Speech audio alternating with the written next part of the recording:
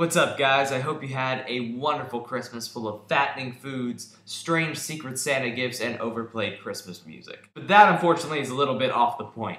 Today is a list that gives me great pleasure, because it causes mass anger among all of you, and a seething rage inside myself. Today are the movies that next year that make my skin crawl looking at the posters or watching the trailers, because I know, without a doubt, these movies are going to be terrible. Ladies and gentlemen, without further ado, these are the top 10 movies to dread in 2013. At number 10, The Hunger Games: Catching Fire. Let me just say this. The Hunger Games was a very good movie. Not a great movie, like I initially said in my review, but very, very good. But this sequel, I've read all 3 books. This is one of the most pathetic excuses for a sequel or a novel I've ever read in my life.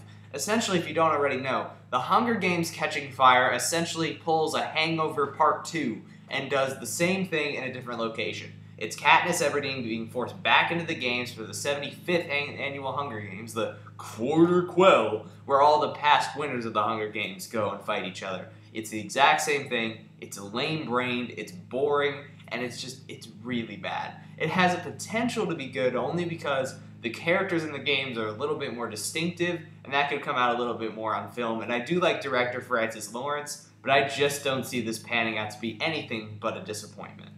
But if there is one movie on this list I expect to surprise me and be good, it would be this one. At number 9, Oz, the Great and Powerful. Alright, look, I love director Sam Raimi as much as anybody. In fact, Spider-Man, one of the movies he made, inspired me to become a filmmaker and love movies in the first place, so I'm forever indebted to this guy. But at the same time, this movie just looks bad. Let's call a spade a spade. It looks like the next Alice in Wonderland. It has that terrible, over-stylized kind of I'm a child with a coloring book and I used a paintbrush instead and I painted everything out of the lines kind of look that Alice had. It has the really over-the-top performances, just terrible CGI. The only thing that looks good in this movie is James Franco as the wizard. But, I mean, we expected that because he's James Franco and he's awesome. But I don't see this one being anything but a $200 million disaster. And number 8, quote, World War Z, unquote. Hold on, let me just get something really quick. I'll be right back. This is World War Z, a really rather beautiful book about a journalist going around the world asking different people about their perspectives on the zombie apocalypse, where they were, what they did, and it gives you a really nice global perspective of everything that happened during the zombie apocalypse.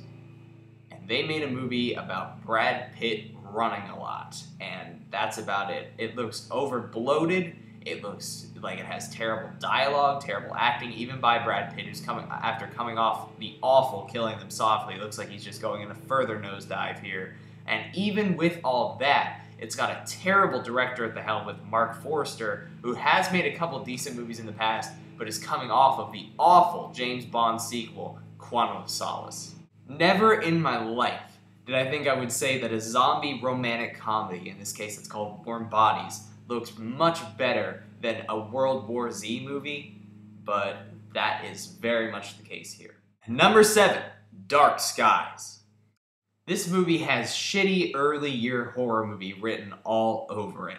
For those of you who don't know what this is, which I'm considering highly likely, considering the fact that the trailers for this movie have been highly forgettable, what this is that you have Kerry Russell and other actors in a movie where a family gets possessed by aliens. Okay, aliens can possess people now. And these aren't like Signs aliens, even though this movie looks very similar, where they could be demons. These are like dome-headed, destroy all humans, Marvin the Martian type aliens. It looks like the silliest movie ever, not even remotely scary, and it's from a director named Scott Stewart, who's previously brought you the Paul Bettany I'm Kind of a Badass But Not Really series with Legion and Priest, which are both awful. So this one, I can only expect without the presence of Bettany to even kind of save it, is just going to be even worse. And number 6, Beautiful Creatures. Now, while the marketing for Dark Skies has been forgettable, you cannot forget about this movie, because it seems like every time I go to the movies, the previews start, and I see that damn gate, and I'm like, ugh, worst 2 minutes ever. Don't look at me like that. I really have had to suffer through this trailer more times than I can account for. This is another adaptation of another one of these teeny bopper monster books that everyone seems to be so fond of these days. And what it is that it's a family of witches who don't want their daughter to date because once she turns 18, she'll pick a side, or her body will, or something. That makes a whole lot of sense. Like, you just wake up one day and you're just like, hey, my boobs are big and I'm evil now, or something. It's so stupid. And it's got all of these great actors just really acting their asses off in this terrible script. You've got Jeremy Irons, you've got Emmy Rossum, and Emma Thompson. Just, great people just wasted. Especially Jeremy Irons with his whole overacting thing he does in these bad movies where it's just like, you cannot turn to the dark side! That was kind of Liam Neeson, but I don't really care. This movie just looks so campy with terrible visual effects, really just over-the-top performances, and a trite love story that we've seen hundreds of thousands of times. This movie has made me afraid of gates. Oh, we're about to get to number 5. This one's gonna piss some people off. Oh yeah, here we go. At number 5, Monsters University. Okay, now before you kill me, I do love the first Monsters, Inc. movie. I'm not taking anything away from that. That is a fantastic film. I didn't see the 3D re-release, but still, great, great movie. Boo was a little annoying, but damn it! Get it? Boo. Boo. I'm done! Whose idea was this? I want to know. This is the dumbest idea for a prequel I've ever heard in my life. Monsters University? What are you gonna do with that won't either fly over kids' heads or you won't get away with? It's stupid. It's college. Why? It's just, everybody's obnoxious in college. It's gonna be a boring movie. We know they become best friends, and we know they go to work. It's just not gonna have anything good in it. Pixar's been on a downward spiral lately, and this looks like the thud that hits them to the ground and causes the plane to just explode. This thing just looks awful. I can't do it. I may see it just because of my love for the characters, but it's gonna be rough, I'm telling you. This is gonna be one of the worst franchise movies we've had in a little while. I'm convinced this movie was made only to sell more little Mike Wazowski toys, and that's just not gonna work for me. At number 4, The Heat.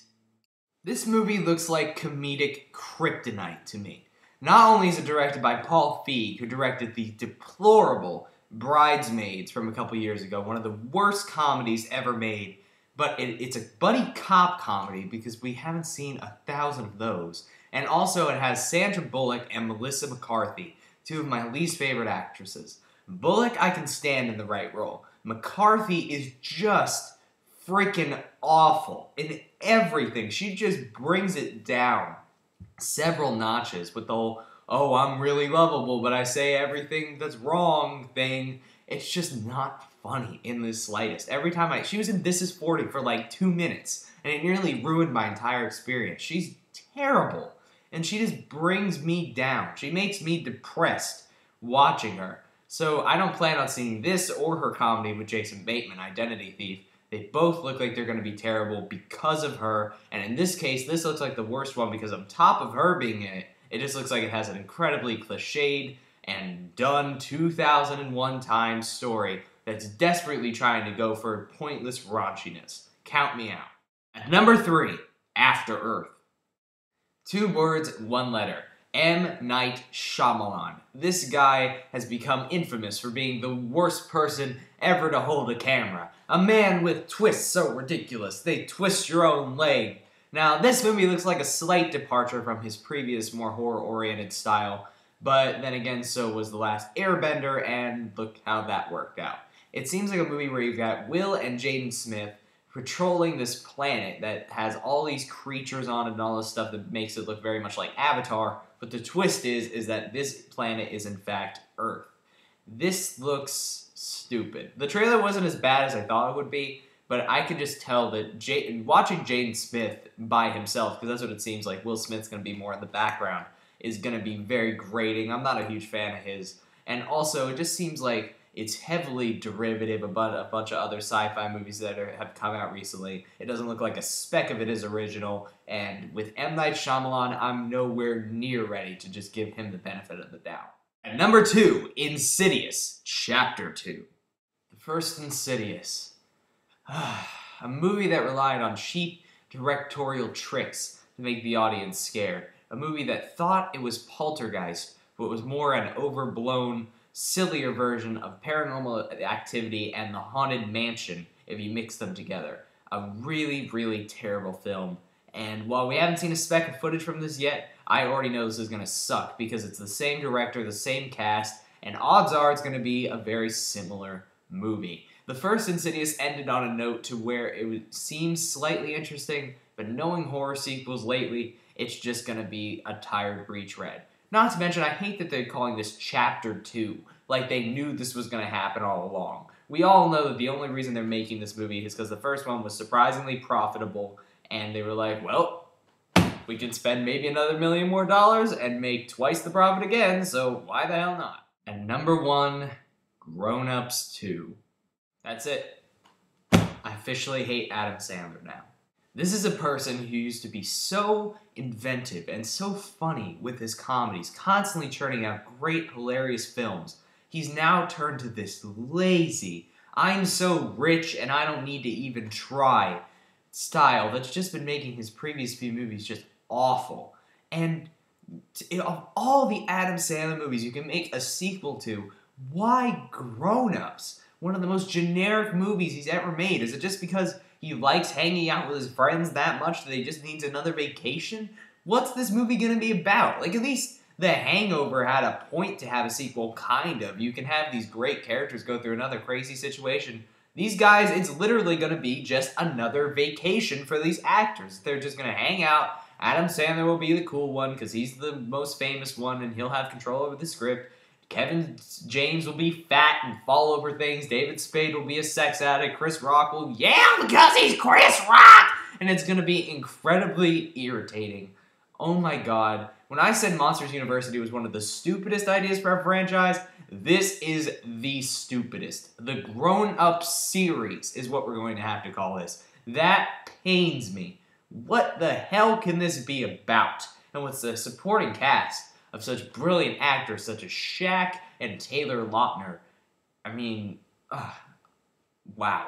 This is just, I don't even know. This is going to be unspeakably bad. I can just tell you right now. And that was my list of the top 10 movies to dread in 2013. If you don't hate me too much for my picks, please subscribe to my channel. I would really appreciate it. And until next time, I'm Michael Fairbanks.